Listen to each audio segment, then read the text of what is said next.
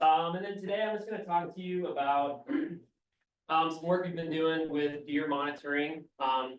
Most of it's focused in kind of the Hood River County area, but the project that I'm going to talk about today, we actually ended up doing in oak habitat in Wasco County to aid some. So just a quick rundown of our kind of deer here locally. So deer are kind of a iconic species or a big part of the oak woodland habitat. This talk or this work is mostly focused on black-tailed deer because that's what we primarily have in that Hood River County area. But just wanted to point out the kind of background of that species. So basically they are a subspecies of the more widely distributed mule deer, which is basically everything from east of the Cascades all the way out to the prairies in Nebraska and the Dakotas. They're distinguished by a little bit smaller than, being a little bit smaller than mule deer, completely black tail. Bucks have smaller antlers and a similar forking pattern to mule deer. So just a quick visual of that, you have would be on your left, the white-tailed deer, different tail and kind of a different antler branching pattern. In the middle there is black-tailed deer. Different, you can see that black tail, why they're called that. A little smaller, and then on the far right, you have mule deer, typically larger antlers, and that tail just black on the tip. I kind of bring that up to say that we're in a transition zone here locally, so can't quite stand up and point to it, but so this is where we're at up here at the Dalles. These two, this is the whole state split up into wildlife management units, which is how Fish and Oregon Fish Wildlife we manage this species. So as you can see, we're kind of in an area where we're transitioning from blacktail over to mule deer locally here.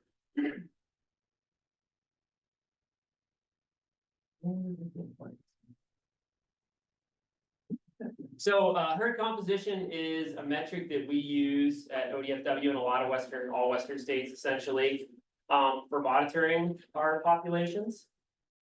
Important metric for game management, and just to explain it, because I'm sure not a lot of people know what it is. Basically, it's just a ratio of different sex and age classes. So the two that we usually use are bucks to does. And we usually, just for sake of ease, say how many bucks per 100 does. So we don't have a decimal. And then fawns per doe. And that basically just gives us an estimate of recruitment, how many deer we have, or new deer we have coming into the population each year. All of our deer and elk plans utilize these ratios post-hunt. So that would be the November, December, typically December timeframe. So at the end of our hunting seasons, we want to have a certain number of bucks per doe to say that we have enough deer to carry us into the next year, enough deer to breed all the doe, fall. Yeah. Traditionally, that's done through aerial counts in Eastern Oregon. So you can see picture on the right, obviously not deer, but makes it super easy to count age class of individuals, tell if it's a buck or a doe, male or female. This is not always the easiest to obtain when we have a habitat that looks like that picture on the right, which is what we have in Hood River County and a lot of parts of Washington County as well. So in the face of that, we've had some real challenges in one of our wildlife management units. This we call the Hood Wildlife Management Unit, and basically that's on the far, I guess the right side, that would be Highway 35. It makes up that eastern boundary, and then it goes all the way over to essentially the Cascade Crest. It follows that up to around government camp there. So don't worry about the numbers on that, it's super small. Basically, if you look at this area here, that's Hood over the last from 2019 to 2023, you can see there's a lot of dashes there indicating we have no data for our post-hunt buck and fawn ratios. So been a challenge. To address that, we've tried some new, new methods. There's been an explosion of use of trail cameras for all kinds of wildlife monitoring over the last decade, and even before that, but really in the last decade, it's been exponential growth. A lot of advantages, so these are being used anywhere from just seeing if species are present to population estimation. In our case, we're trying to use it for herd composition. Some advantages of them, they're non-invasive, so you don't have to poke and prod things, catch them, which can be really expensive. It's safer than flying. So for wildlife biologists, probably the number one mortality risk is crashing in a helicopter.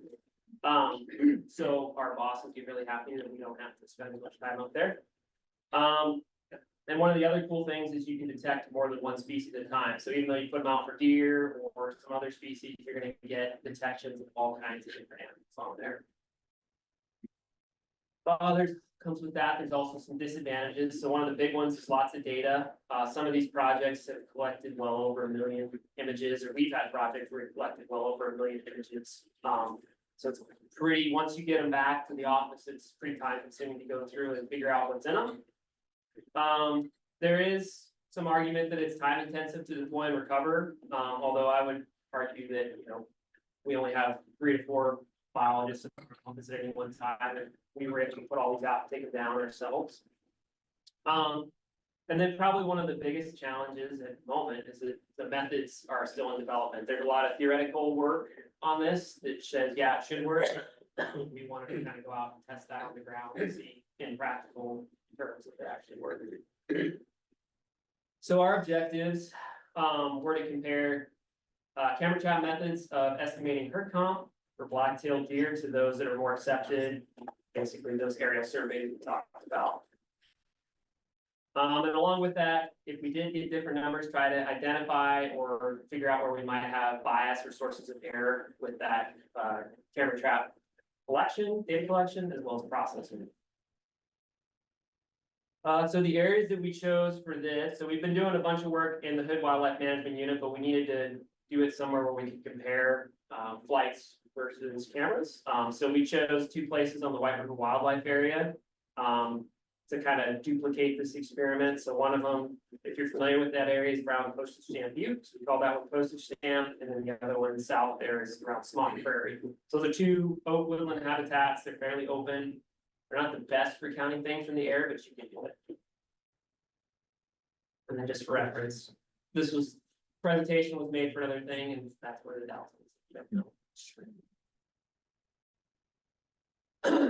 So just to kind of go into details on these habitats, so Smock, the area that we chose for this survey, so we just kind of randomly, or not randomly, but delineated an area that we knew we had access to for placing cameras. So we did it, make sure it was all public land. A little over, just under 13 square miles, bisected by the White River Canyon. It's open prairie oak pine habitat. This is moderate density winter range for deer. And again, we're kind of on that line with blacktail and mule deer, so they exhibit characteristics of both. The Postage Stamp Butte area is a little bit larger, more like 26 square miles. A little more bitter brush and open habitat, in addition to some oak woodlands. This is a high density winter range, so one of the, at least in terms of public land areas, one of the higher density areas we have in this unit. So again, hybrid black, or kind of exhibiting characteristics of both blacktail. So for our aerial surveys, we flew transects across the survey area in December 2023. These surveys are pretty standard across the eastern part of the state. We have 2 observers and a pilot. Basically look out the window, see a group of deer, we'll circle in closer and try to count or get a total count on the number of deer, and then the number of bucks, number of does, and number of fawns in that group to get those ratios. So for example, here's just a picture, the little kind of salmon dashed line there is our flight path, and then each of those dots would represented a group of deer that we saw from the air and circled the count. So the camera surveys in those same areas, we did place them at higher densities than we have in the Hood Wildlife Management Unit. They're smaller areas. We wanted to, I guess, utilize as much of our cameras, or as many of our cameras as we could. So in the Hood, for example, in the past 3 years, we put cameras, 1 camera for every about 5 to 8 square miles. On these 2 units, or these 2 survey areas, we basically did 1 camera for every 1.5 square miles. which total, I believe, to be 10 cameras in SMOC and 15 in postage stamp. Those cameras were placed at randomly generated locations. They made sure they're at least 100 meters from the edge of this survey area and at least no closer than 400 meters to another camera. And then when observers went out to the point, they were instructed, you can put it anywhere within 100 meters of that point, but put it as close to that point as you can, and a location where you're most likely to capture the highest number of unique deer. A couple of tips we found doing a lot of camera work is don't face them into the, if you can avoid it facing them south, you get a lot of sun flare and just, you can't see what's on the photo. And then ideally no objects within the first 3 to 5 meters. And several reasons for that. One being, you have a lot of brush that can create a bunch of pictures that have nothing in them. And then also, if you have your infrared on, you'll light up the bush in front, like a deer walks in the back, you'll light up the bush in front, and you won't see that deer other than just maybe his eyeballs behind that. And so for kind of visual reference, this is where our random cameras fell out at SMOC. All those blue triangles represent where we placed the trail camera.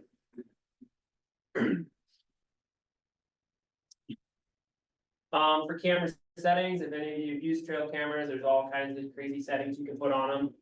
For the purposes of this survey, we use the motion trigger settings. So basically it's a, when an animal or anything walks in front of it, it'll trigger 3 photos in rapid sequence.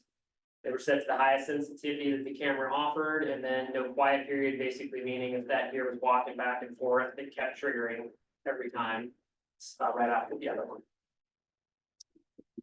One thing that we've also found with this work is it's helpful to have one time-lapse photo each day. And the reason we do that is sometimes these cameras will fail in the middle of your time period, so you put them out for a month. And you have a hard time telling if there were just no animals in there or it actually just stopped working halfway through. So that time-lapse photo lets you know, oh yeah, I was working on December 20th, but we didn't have anything on the 21st. Sort of thing. If you ever do this work in the winter, lithium batteries are pretty critical. They last way longer in cold conditions, and we had large SD cards, so we had no issues with getting too many photos. So once you put those out, we recover them all. We bring them back to the office. You still have to go through and try to count, use humans to count the number of animals. So for the analysis portion, we selected images that were plus or minus 2 weeks from our aerial survey. So a 4-week total period, 2 weeks before, 2 weeks after we did that aerial survey to try to make them in the same time frame. We broke all of these images for each camera down into what we call detection events. So that basically was a sequence of photos that had a group of deer in it, is what it was. And then to kind of separate different events, we had made sure there's at least an hour of dead space between them. So for example, if you had a group of deer walk through at 9 o'clock and then another group at 9:30, that would actually be considered the same event. And that's basically was done to prevent double counting as much as possible. And there's no magical number to 1 hour, so we're still kind of developing that. But if you had another, so for example, 2 different events, it'd be like 9 o'clock, and then you had one at 10:30, that would be considered 2 different groups of deer for this analysis. And then super simple after that, for each detection event, you go through and you classify all the deer into their sex and age classes and count the total. We did rely on observers to make their best judgment. If it was the same individual walking in and out of the view shed. Some of these sequences were most of them are fairly easy, but there's a few where it's difficult to tell if it's the same doe walking out and then 10 minutes later walks back through. If we were unable to see an individual well enough to tell what it was, so there's something walking around in the back and it's really challenging because antlers are super easy to see. But to tell if it's a doe or a fawn is really challenging if it's far away. If we had any question at all, we just classify it as unknown. So here's an example of what one of those sequences would look like. Just kind of walk through it. So there are several sets of photos. Here you got 2 does walking in and then a buck coming up. And for something like that, we would say that there was 3 total deer, 2 does, 1 buck. So we did that had a bunch of sequences like that individuals had to go, or observers had to go through and classify. Again, trying to determine if there was some bias. It seems a little, I mean, to me, it seemed a little subjective trying to determine that. I've had people go through this and they, things are a little different. So we did with 2 independent observers, have them classify all these same photos so we can compare consistency. And for those purposes, this is my system. Trent did some. So anything that says TG in the next slide, that's his, AM is me. Kind of jump into some results of all that work. So for aerial surveys, we conducted both aerial survey of both study areas on December 8th, 2023. At SMOC, it took us about 35 minutes to do that survey. We counted 79 total deer in 10 different groups. And postage stamp, a little more time, 40 minutes.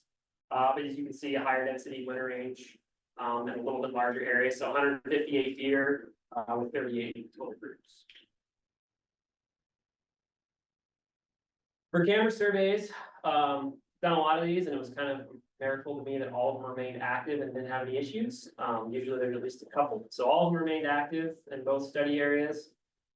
We had 80 total detection events at SMOC for 112 deer and 111 detection events at postage stamp for 216 deer. And then on that right hand, it's your right hand side, 9 of 10 cameras detected deer and 13 of the 15 at postage stamp detected at least 1 deer. So we had several cameras that didn't get anything on them. There's apparently non-habitat or areas that deer didn't go.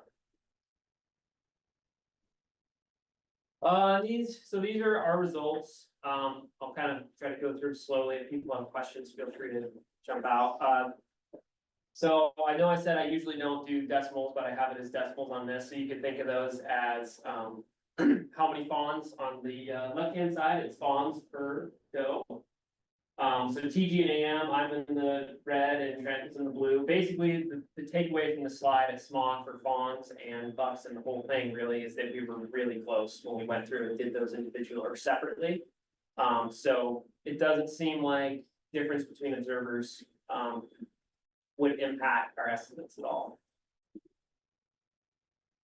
And so this is just the same thing, but just showing total numbers of everything. So you can see we classified things a little bit differently. Trent had a few more bucks, a few more does. So basically the difference between us was that I considered some situations where an animal walked through and then back through it being the same animal and he didn't, was our big discrepancies. And then here's just basically showing you that we were really good at determining the same bucks. So-so with does and so-so with fawns with a total of 90% consistency on each detection event. And so here's the final kind of comparison. So on the left-hand side, that's the postage stamp study area, and this is the buck ratio, so bucks per 100 does, or bucks per 1 doe. For the aerial estimate, we had 25 bucks per 100 does, and for the camera estimate, we had 32 per 100. So, and then those whiskers on either end are confidence intervals, and so we consider those statistically the same if those overlap at all. And so for this, you can see even though we had a higher estimate for cameras, statistically it's pretty similar. And anytime you get an estimate for any of these methods, even though you have a point, you always say 25, it's like we know that there's some margin of error within that estimate.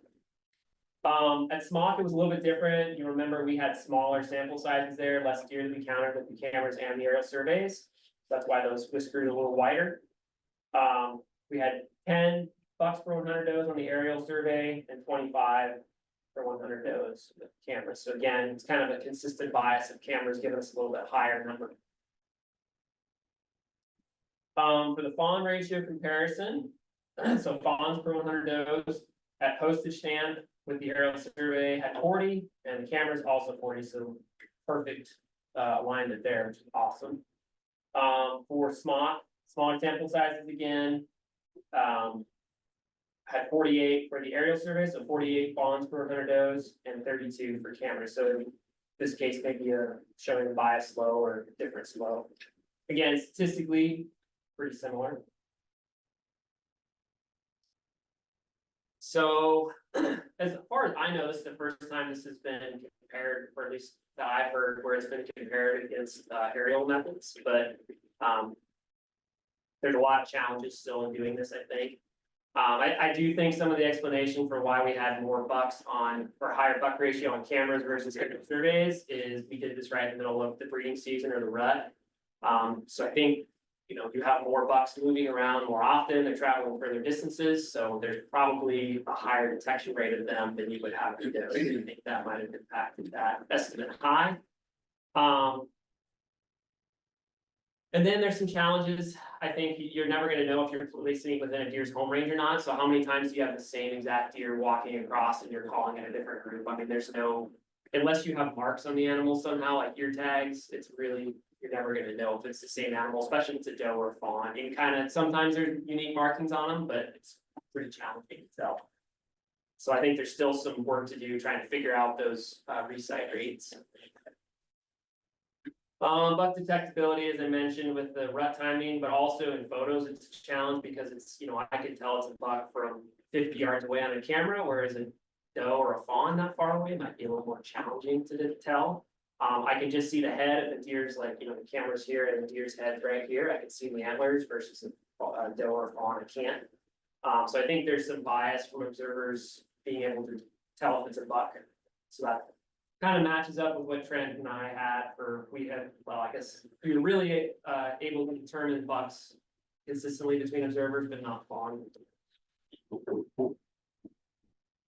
And then as I mentioned, I mean, we picked 1 hour from one paper that was in Japan where they looked at camera trap stuff. So I think there's some debate as to whether that is the most appropriate time spacing for those events. Again, I just have this sequence in here. Here's another sequence just to show you some of the more challenging ones that we get.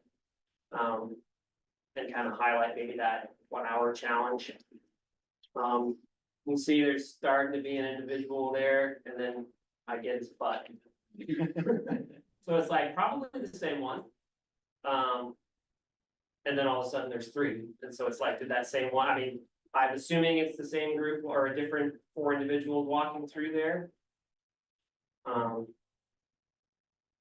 But challenging to tell.